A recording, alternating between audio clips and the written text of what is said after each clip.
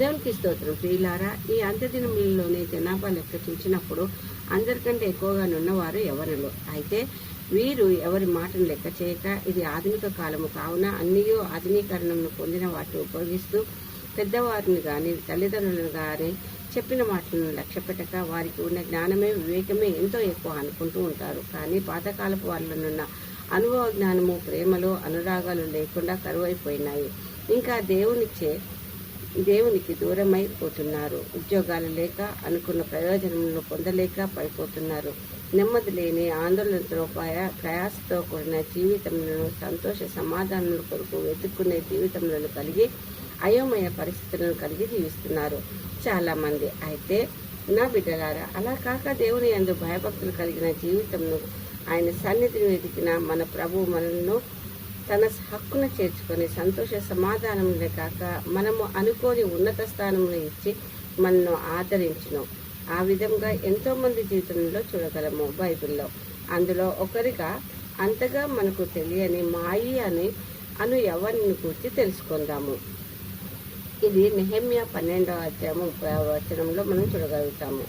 మాయ అనే ఈ హీబ్రూ పదమునకు సానుభూతి అని అర్థము. సానుభూతి అనే పేరును కలిగిన ఇతను కూడా సానుభూతిని కలిగిన జీవితంను జీవించాడు. ఇక్కడ మనకు సానుభూతిని కలిగిన వాడు అనగానే మనకు మొదటిగా మన ప్రభువే మనకు గుర్తుకు వస్తాడు. ఎందుకు? ప్రతి ఒక్కరి ఎడల ఆయన చూపే సానుభూతిని, కనికరమును మొదలగు వాటిని మరి ఎక్కడ ఎవరి వద్దను చూడలేము. అయితే ప్రియులారా, ఈ మాయి ఒకప్పుడు యెరూషలేములోని దేవుని మందిరము కొల్లగొట్టి కాల్చి మందిరంలోని వస్తువులను ఇశ్రాయేలీయులను బానిసలుగా తీసుకుని వెళ్ళిన వారిలో నుండి కొందరిని దేవుడు ప్రేరేపించి తన మందిరమును, మందిర ప్రాకారమును తిరిగి కట్టించిన తర్వాత ఆ మందిర ప్రాకారమును ప్రతిష్ఠించుటకును, ప్రతిష్టాచారమును స్తోత్ర గీతములతో, పాటలతోనూ, స్వరమండల, సితార, చేయితాళములతో సంతోషముగా జరిగించుటకై ఏర్పాటు చేయబడ్డ యాజకులతో కలిసి ఆసాపుకు 4వ తరములోని మునిమనుడైన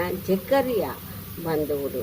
ఇతను 2 గుంపులుగా చేయబడ్డ లేవీల యాజకుల గుంపుల్లోని ఒక గుంపులో ఒకడై ప్రాకారముపై నడుచుటకు మొదటిగా తనను తాను పవిత్రపరచుకొని తరువాత జనులను, గుమ్మములను, ప్రాకారములను పవిత్రపరిచినాడు. దీని ద్వారా జనులను దేవుని యొద్దకు తీసుకుని రావటంలో అతని సహనశీలతను, ప్రతి ఒక్కరితో ప్రతి పరిస్థితిలోనూ ఇతరులతో కలిసిపోయి వారికి సహాయపడుటలోనూ, దేవుని యందు భయభక్తులు కలిగి జీవించుటయందును, ప్రోత్సాహపరచుటయందును ఐక్యతను కోరుకుంటూ ఆనందించేవాడిగా తెలియచున్నది. మరి ముఖ్యంగా దేవుని సన్నిధిని వెలిగేవాడిగా కూడా తెలియచున్నది. ఇంకా ఈ విధంగా ఏర్పాటు చేయబడిన వారిని 2 గుంపులుగా, 2 సమూహములుగా ఏర్పరిచి వారిని ప్రాకారం మీద నడిపించారు. ఆ నడిచే వారిలో ఒకడిగాను మరియు దావీదు వాయించిన వాయిద్యములను వాయిస్తూ ముందుకు సాగిరి. అంటే సమూహములతో కలిసి జీవించుటకు ఇష్టపడ్డాడు. కలిసి వాయిద్యములను వాయించుటను నేర్చుకున్నాడు. దేవుణ్ణి గణపరచుటకు స్తోత్ర గీతములను నేర్చుకున్నాడు.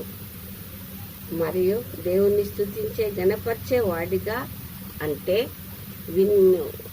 వానిగా ఉంటూ వినవిధేలతో పెద్దలకు లోబడ్డాడు. అంటే తన పేరుకు తగినట్టుగా మొదటిగా సానుభూతిని కలిగిన జీవితమును, అంటే దేవుని జాలిని, కనికరమును కలిగిన వాడుగాను పవిత్రపరచుకున్న గుంపులో ఉండాలని ఇష్టపడ్డాడు.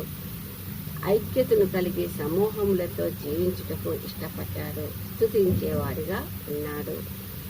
ఈ విధంగా ఈ యవ్వనుడైనటువంటి మా ఈ యాజకులకు సంబంధించిన వాడైనప్పటికీ తనకున్న ఈ లక్షణములను బట్టి దేవుని పరిచర్య నిమిత్తముగా ఎన్నుకొనబడి దేవుని ఆలయ ప్రాకార ప్రతిష్టాచారంలో పాలు పంచుకున్నటకై బాకానాదము చేయుచు స్తోత్ర గీతములను, పాటలను పాడుచు దావీదు యొక్క వాద్యములను వాయిస్తూ ముందుకు సాగుతూ సంతోషంతో, ఆనందంతో ప్రతిష్టాచారమును ముగించడంలో పాలిభాగస్తుడైనాడు. ఘనమైన స్థానమును పొందుకున్నాడు. ఈ విధంగా మనము కూడా మన పిల్లలను కూడా జీవించుటకు దేవుడు మనల్ని తన పరిశుద్ధాత్మ తోడు సహాయము దయచేసి ముందుకు నడిపించును గాక. ఈ కొద్ది వాక్యము దేవుడు దీవించును గాక. ఆమేన్, ఆమేన్, ఆమేన్.